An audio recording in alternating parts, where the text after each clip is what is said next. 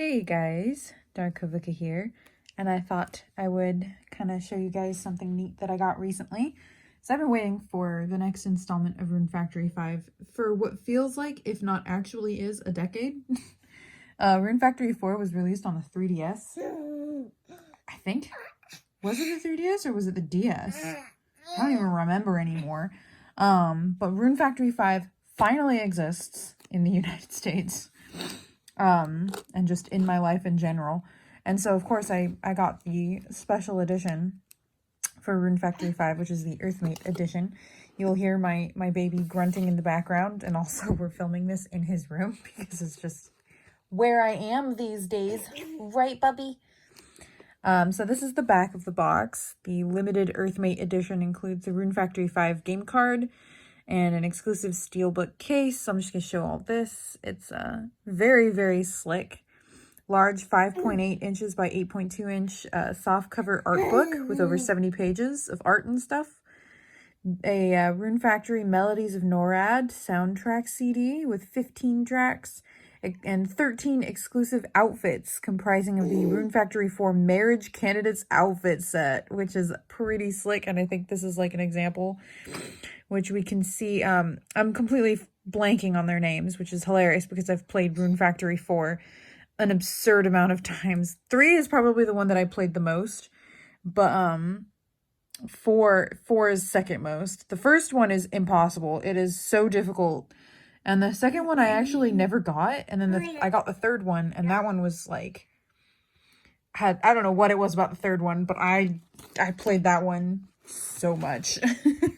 So when I open up the box, just to explain what Rune Factory is. So Rune Factory is basically like Harvest Moon meets an RPG. You are a farmer, but you are also like a warrior. Tiny fingers. You're also a warrior, so you're going out and you're fighting things, and there's all these different types of weapon types that you can use basically at any time. Weapon skills, magic, teleporting. Usually, I don't know if this is the case in 5. He's trying very hard to get to the box. I don't know if this is the case in 5, but usually you can tame monsters in the field. So monsters are sometimes animals that give you items. So there's like a cow type monster, which I'm blanking on the name of the beast, but it gives you milk when you tame it, but it's also a thing that you fight. And then you can bring the monsters that you tame with you into the field, and they will fight alongside you. And I honestly think that Rune Factory was like the perfect evolution of Harvest Moon in general. It sounds like something that wouldn't work, but it works flawlessly. So this is the male version of the player character, Ares. And then this is Alice, the female character, which I don't know why this cracks me. Oh, okay, he has an axe, and then she has an ear of corn and a hoe.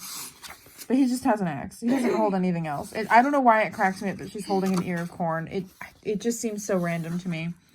And then we have a bunch of the characters, which I believe these are probably all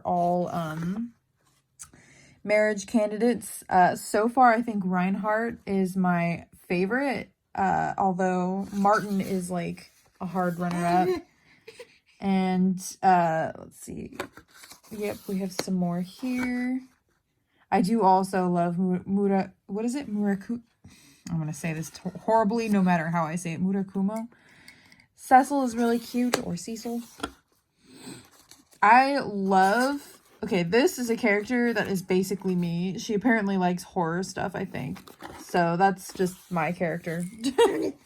Oh, Riker is another one that I love, and so is Lucas. I actually, like, genuinely love all of the male love interests. I think up to Riker, they're all love interests.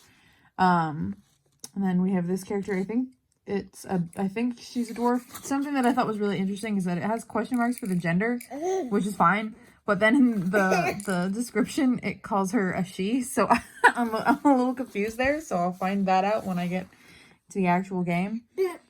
We have more characters. There was one that yeah, I know. Isn't that great?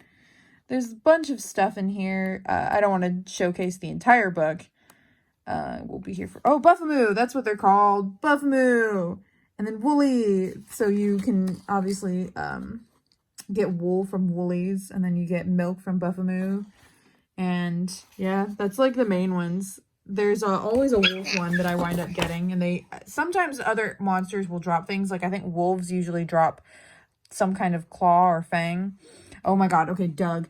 Doug is from the 4th game, and he grew up. My boy grew up. Look at him. He's beautiful. He is a dwarf. Rune Factory dwarves are fascinating. I think Margaret is an elf. I think. Yeah, she's an elf. So Margaret is an elf. She's also from 4. Doug is a dwarf. And if you were to ask me what the defining difference between dwarves and elves were, I genuinely couldn't tell you. I legit don't know. Peak character design over here. Let's see. This character, Saint Coquille. I think there's a Saint Coquille in every single Rune Factory game, but I could be wrong. I think there are even Saint Coquille in other ones. Also, this character. I adore him. He's amazing. I wish he was a love interest. I love him. He's fantastic. This character is also a dwarf. I genuinely don't know what makes a character a dwarf. They all have pointy ears and they're all relatively human looking, so I have no idea. But yeah, so there we go. There's always a character with silver hair. Actually, there's a great image here. Oh my goodness. This actually shows, I believe, at least... Okay, so this is the player... Okay, these two are player characters from the 4th game. This is the player character from the 5th game. This is the 1st game. And this is the 3rd game for sure. 1st game was impossibly hard. This is the main love interest, I think, from the 1st game, Mist. And this is the main love interest from the 3rd game. Yes. Yes? Yeah, sure. And then I think this is the character from Rune Factory 2, and I think this is from the PlayStation 4 game, which I never beat. That one was really hard for me too. Do you like the pictures in this? So brief. Do you like the pictures in this? Oh my goodness. Yeah. Yeah. Okay, cool. So that's the art book. I think I showed plenty from that. This is the steel book, and it is very pretty. But perhaps the most exciting thing about oh gosh, okay, one-handed. There we go. I don't want to break the box. It comes with a booklet, and that I don't care what anybody says. I miss booklets so much from games. I used to carry around the booklets that I would get out of games all the time. Oh no, sir. You grab that book, you're gonna stick it in your mouth. I'm gonna give you your rattle back. Yeah, so this is genuinely, like, I'm so happy. This. But yeah, so this is the game box, which is frankly gorgeous. I love it to pieces. Beautiful. And then, of course, the last thing is the CD case, which is this very nice art booklet for it with Fuga. Bless you. I think that was her name. I already forgot, and I just read it. So yeah, there we go. I just figured that this would be the right thing to stick on the sim channel. The simulator games channel is what I renamed it to, because I felt that was a little more fitting than just farming, because it fit my image, my picture, the picture I had in my head more. So yeah, I'm really excited. I probably might try to play this on the channel. Currently, what I've been playing on my Switch is .hack GU, so that's my current obsession. And then yeah, this will be my next obsession. I am dead set on finally beating .hack GU. My 3rd disc got scratched years ago and I never beat it, so the time has come. But yeah, also this is very shiny, very shimmery, which I think is why my son is super into it, because you can see how he is very into it. Anyways, yeah, thank you for watching. Bye.